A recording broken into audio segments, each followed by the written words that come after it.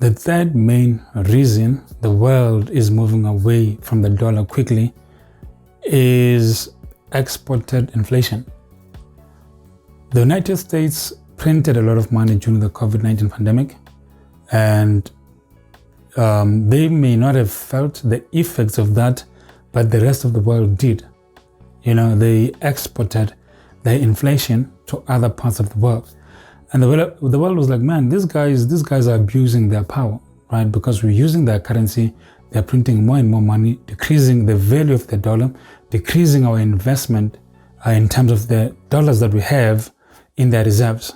So a lot of countries, especially the BRICS nations, bought a lot of oil, bought a lot of commodities, such as oil, such as gold, such as silver, which I think is what they will use to hedge their new currency against, which is what I think they'll use to back up.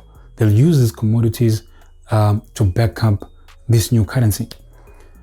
And the United States is kind of screwed because Saudi Arabia, they had a deal with the United States that, not just Saudi Arabia, but the OPEC nations. Saudi Arabia is a leader of those oil producing countries. The deal was the world would buy oil in dollars. Saudi Arabia just, scrapped that law.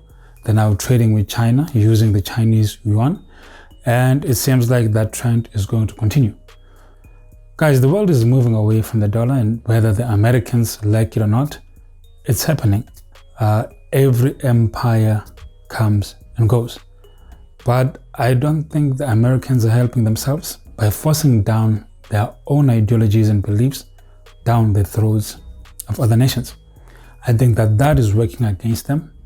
And pretty soon, if they're not careful, they will be on a downward spiral.